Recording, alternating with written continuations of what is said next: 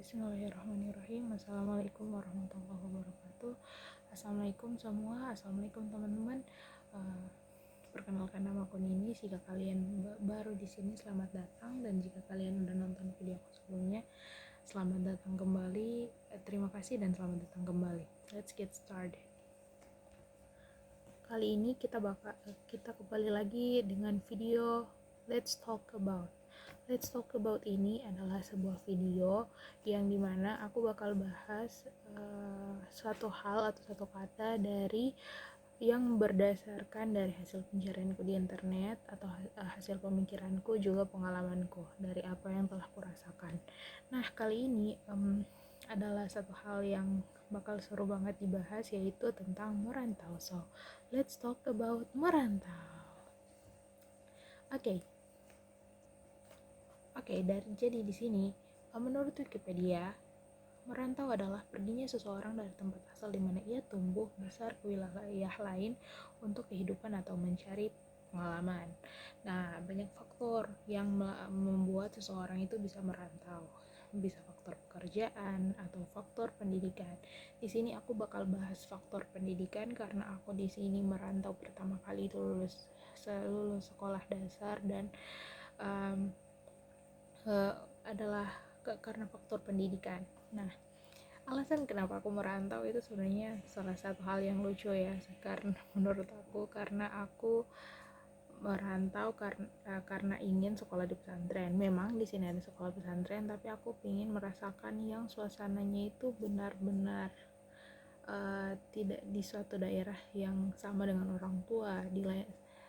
Alasan kenapa aku mau masuk pesantren sendiri itu karena aku nonton film Ayat Cinta, yang film romansa islami, tapi latar tempatnya itu berada di pesantren, dan itu mengapa alasan sebenarnya aku merantau pertama kali. Oke, lanjut. Banyak salah satu fakta tentang merantau. Jadi merantau sesungguhnya tak bisa dipisahkan dari masyarakat Minangkabau. Asal-usul kata merantau sendiri berasal dari bahasa dan budaya Minangkabau, yaitu rantau. Rantau pada awalnya bermakna wilayah-wilayah yang berada di luar wilayah inti Minangkabau, tempat awal mula peradaban Minangkabau. Jadi rantau ini ternyata adalah bahasa dari masyarakat Minangkabau dan dipindahkan diserap ke bahasa Indonesia. Oke. Dan sekarang akhirnya orang-orang menggunakan kata rantau untuk menggunakan kata rantau itu untuk menjadi sesuatu yang lebih luas, di mana orang pergi dari keluar daerahnya untuk karena faktor-faktor tadi, seperti faktor pekerjaan, faktor ekonomi, faktor peperangan, dan lain sebagainya. Nah, merantau sendiri menurutku itu sangat bermanfaat karena melatih kemandirian, kemudian melatih kita untuk beradaptasi dengan lingkungan baru, dengan orang-orang baru, kemudian membuat kita bisa mengerti bagaimana makna sebenarnya dari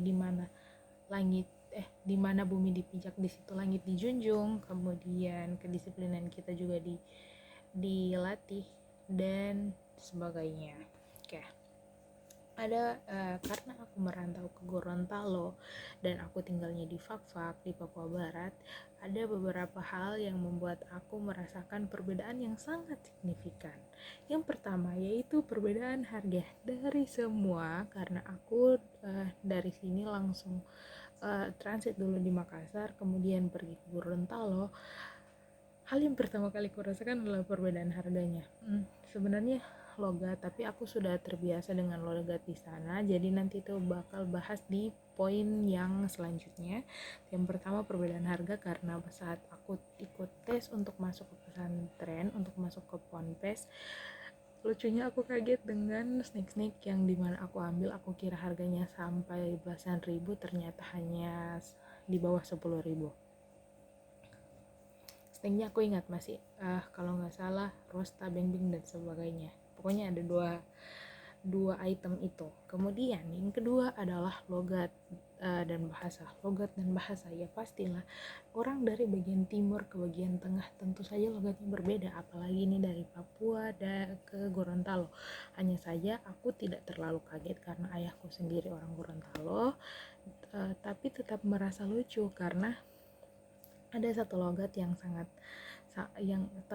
yang tidak pernah aku lupakan saat aku masuk ke sana dan pertama kali mendengar temanku bilang gini, ini juga orang mau pergi ke masjid.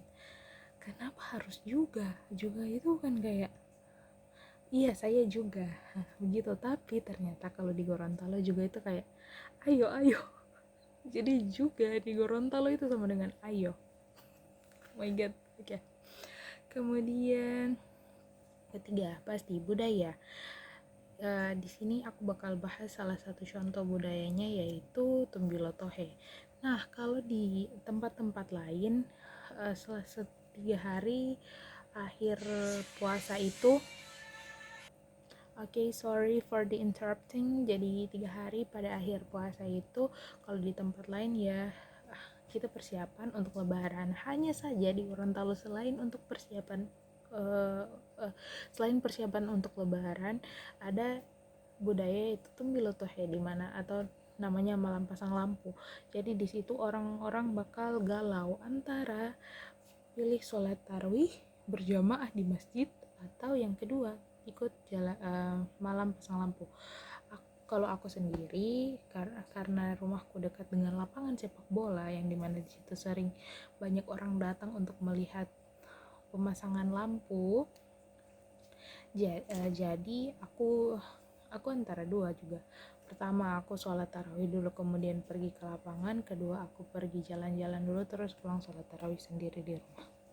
Kemudian habis itu yang ketiga, makanan sendiri ya, dari suatu tempat ke tempat lain pasti makanannya berbeda.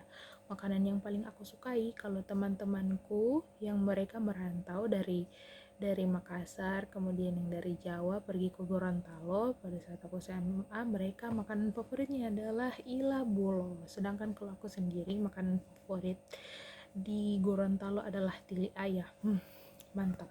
Tapi tili ayah saja, karena kalau di Gorontalo ada orang biasanya makan nasi kuning sama tili ayah. Kalau aku sendiri cuma makan tili ayah saja, dan itu adalah makanan favorit keluargaku. Oke, next. Kemudian family. Jadi family di sini karena ayahku orang Gorontalo, tapi kita tinggalnya di Papua, jadi lebih dekat dengan keluarganya mama. Dengan merantau ke Gorontalo, akhirnya kita bisa mengetahui keluarga ayah gitu. Kemudian yang kelima, lingkungan baru dan teman baru. Ya, tentu saja dengan ada lingkungan baru maka ada teman baru.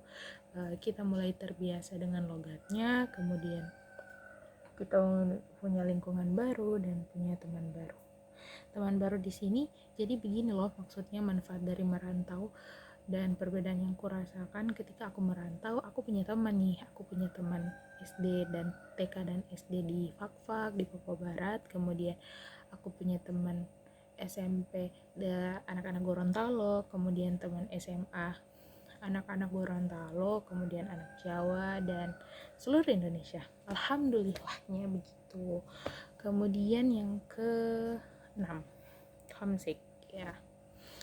Setiap merantau pasti kita akan merasakan yang namanya homesick, dan itu suatu hal yang lumrah, dan akhirnya kita merasakan bagaimana kualitas kita, bagaimana kita merasakan rindu dengan suasana rumah dan sebagainya. Dan cukup sekian dari aku. Di sini videonya udah mau 10 menit. Terima kasih. Akhirnya let's talk about episode 2 sudah selesai, dan wabillahi taufiq wal hidayah. Assalamualaikum warahmatullahi wabarakatuh. Semoga ibadah puasanya lancar dan target-targetnya tercapai. Bye.